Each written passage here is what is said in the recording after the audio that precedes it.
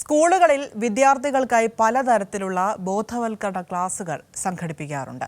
ഈ ക്ലാസുകൾ കുട്ടികൾക്ക് പ്രയോജനപ്പെടാറുണ്ടോ? അതേപ്പറ്റി പിന്നീട് അങ്ങനെ തിരക്കാറില്ല. ഇങ്ങനെ സംഘടിപ്പിക്കുന്ന ബോധവൽക്കരണ ക്ലാസ് പ്രയോജനപ്പെടുത്തിയ ഒരു 4ാം ക്ലാസ്സുകാരി മിടുക്കിയുണ്ട് കൊല്ലത്ത്. സംഭവം നമുക്ക് എന്താണെന്ന് ഒന്ന് നോക്കാം. ഇത് കൊല്ലം മയ്യനാട് സ്വദേശിനി 4ാം ക്ലാസ്സുകാരി ഇഷ മരിയ.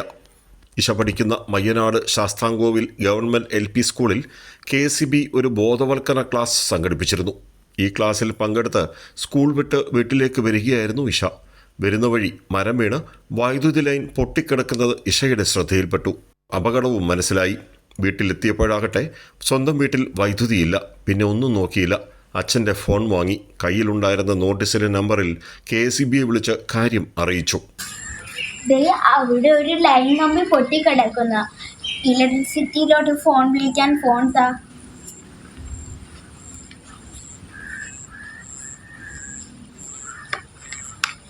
ഹലോ അങ്കിളെ, ഇവിടെ ഒരു ലൈൻ കമ്പി പൊട്ടിക്കിടക്കുന്നു. അങ്കിൾ എത്രയും പെട്ടെന്ന് വന്നൊന്ന് ശരിയാക്കി തരുമോ? ഇങ്ങനെയാണ് ഞാൻ അവിടെ വിളിച്ചു പറഞ്ഞത്.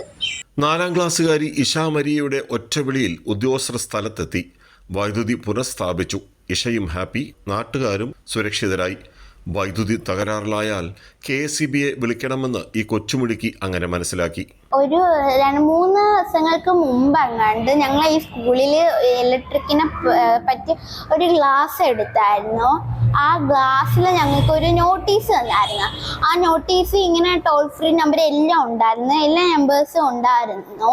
അങ്ങനെ ഈ നോട്ടീസ് തന്നപ്പോൾ ടീച്ചർമാർ പറഞ്ഞു കൈ കെട്ടി അവിടെ ഇരുന്ന് വായിക്കാനെന്ന്. അങ്ങനെ ഞാൻ വായിച്ച് പകുതി മുക്കാൽ കുട്ടികളും വീട്ടിൽ ചെന്നിട്ട് വായിക്കാനും പറഞ്ഞിരുന്ന പകുതി പേര് അത് കീറി കളയുകയും ചെയ്ത്. ഞാനത് എനിക്ക് വായിക്കാൻ അറിയാവുന്നതുകൊണ്ട് ഞാൻ ഫുള്ളും വായിച്ചിരുന്ന. വൈദ്യുതി പുനഃസ്ഥാപിക്കാൻ ഇഷ നടത്തിയ ഇടപെടലുകളെ പറ്റി പറയുമ്പോൾ പിതാവ് ബിജുവിൻ്റെയും മാതാവ് സ്വപ്നയുടെയും വാക്കുകളിൽ സന്തോഷം.